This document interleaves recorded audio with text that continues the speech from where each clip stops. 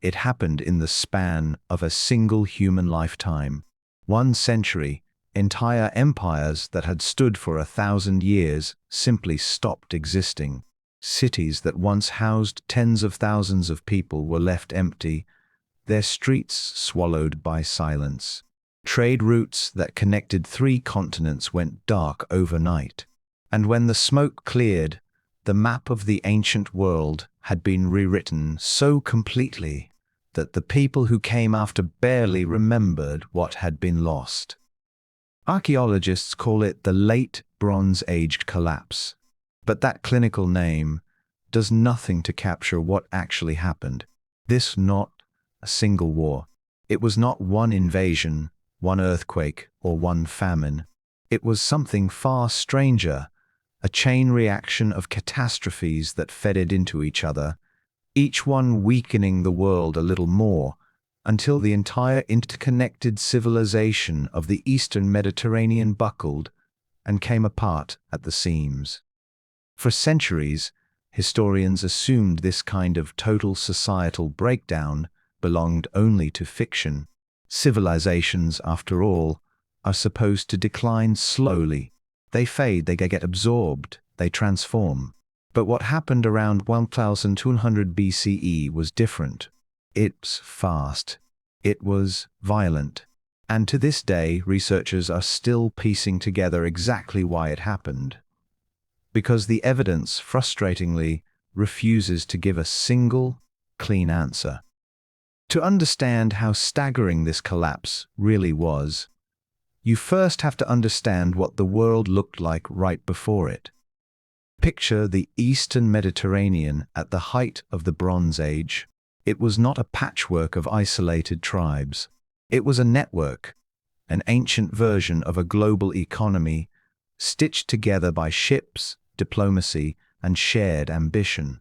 The Egyptian pharaohs ruled from the Nile, commanding a civilization already 2,000 years old. The Hittite Empire controlled much of Anatolia, a military superpower that had once fought Egypt to a standstill. The Mycenaean Greeks, the people who would later inspire the legends of Homer, built palace fortresses across the Aegean, their warriors and traders sailing as far as Sicily and the Levant. And along the coast of modern-day Syria and Lebanon, cities like Ugarit thrived as glittering hubs of international commerce, where merchants speaking a dozen languages haggled over shipments of tin, ivory, and grain. These civilizations were not separate stories. They were chapters of the same book. Royal families intermarried across borders. Kings wrote letters to each other calling one another brother, negotiating trade deals and military alliances with the same careful diplomacy world leaders use today. Shipwrecks discovered on the floor of the Mediterranean, still loaded with their original cargo after more than 1,000 years, revealed how far this network stretched. Copper from Cyprus, glass ingots from Egypt, ivory from Africa, all moving together in the hold of a single vessel. This was globalization, 3,000 years before the word existed. And then, within the space of roughly 50 years, it was gone. City after city was destroyed. Ugarit, one of the wealthiest trading ports on Earth, was burned to the ground and never rebuilt. Its final moments are frozen in clay. Archaeologists uncovered a letter from the king of Ugarit, written in a desperate plea for help, describing enemy ships appearing off the coast. The tablet was never sent. It was found still baking in the kiln, abandoned when the city fell before the letter could even be finished. The Hittite Empire, once one of the most powerful military forces in the ancient world, simply disintegrated. Its capital was abandoned. Its written records go silent. A civilization that had produced law codes, treaties, and monumental architecture for centuries vanished so completely that later peoples living among its ruins had no idea who had built them. In Greece, the Mycenaean palaces, the grand centers of Bronze Age power, the settings later mythologized in the stories of Agamemnon and the Trojan War, were destroyed one after another. Some show clear signs of violent conflict. Others appear to have been abandoned in a hurry, as if their inhabitants fled before disaster arrived. Writing itself disappeared from Greece for nearly 400 years. An entire literate civilization collapsed so thoroughly that the very alphabet had to be reinvented from scratch centuries later. Even Egypt, the most resilient power in the region, was shaken to its foundations.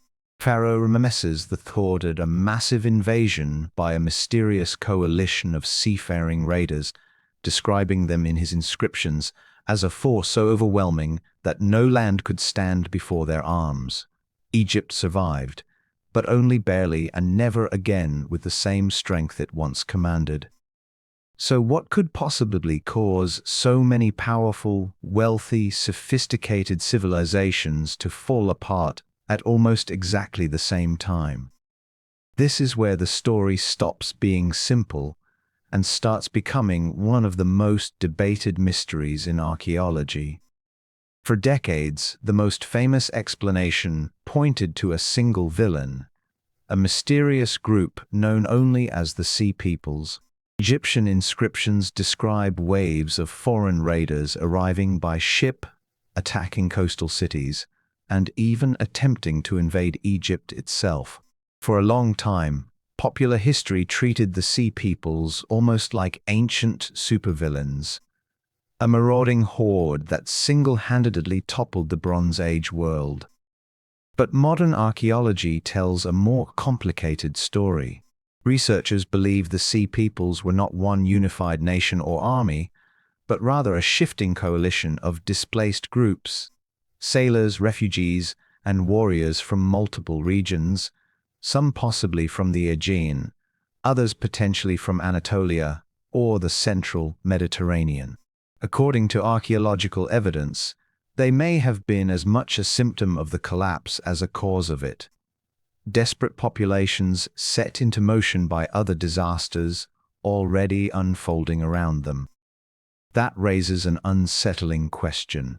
If the Sea Peoples were reacting to crisis rather than starting it, what pushed them into motion in the first place? One leading theory points to the climate.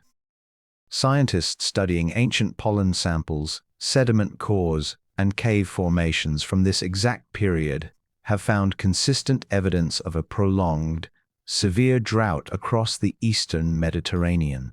Some researchers suggest this mega-drought lasted for decades, devastating agricultural output across multiple regions simultaneously. In a world completely dependent on grain harvests to feed both civilians and armies, a drought of this scale would not just cause hunger, it would destabilize governments, spark mass migrations, and ignite desperate conflicts over dwindling resources. Letters recovered from this era seem to support this. Correspondence between Hittite and Egyptian rulers describes emergency grain shipments, a sign that the Hittite Empire, once self-sufficient, had become dependent on Egyptian food supplies just to survive. When a network like this is stretched to its breaking point, even a small disruption can trigger a catastrophic domino effect. But climate alone doesn't explain everything either, because at nearly the same time, the geological record shows something else happening: earthquakes. Archaeological sites across the region show damage patterns consistent with a series of powerful earthquakes striking within a relatively short window, sometimes referred to by researchers as an earthquake storm. Some ancient cities show signs of being toppled, rebuilt, and then toppled again within a generation, as if the ground itself refused to stay still. In a world without modern building techniques, repeated seismic destruction could have crippled infrastructure, disrupted trade, and weakened already struggling governments even further. And then there is the fragility of the system itself. This is perhaps the most sobering theory of all. not a single disaster, but the structure of Bronze Age civilization itself. These kingdoms were extraordinarily interconnected, but that interconnection was also a vulnerability. Bronze, the defining technology of the era, required both copper and tin, and, crucially, had to be imported from extremely distant sources, some possibly as far away as Central Asia or Western Europe. If long-distance trade routes broke down, whether from drought, war, or migration, the entire economic and military foundation of these civilizations could collapse with it. Without tin, there was no bronze. Without bronze, there were no weapons, no tools, no armor. The very system that made these civilizations powerful also made them extraordinarily fragile. Current research indicates that the truth likely lies not in any single explanation, but in the terrifying alignment of all of them at once. Drought weakening food supplies, earthquakes destroying infrastructure, trade routes collapsing under pressure, displaced populations turning to raiding and warfare simply to survive. Each crisis making the others worse, in a spiral that no single kingdom, no matter how powerful, could stop. It's chilling thought.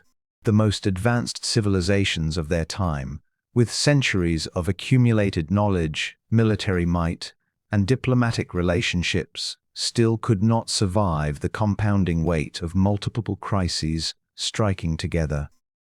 But the story doesn't end with destruction. It ends with something almost more fascinating: what came after.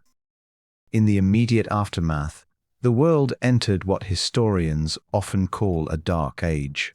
Trade slowed to a fraction of what it had been.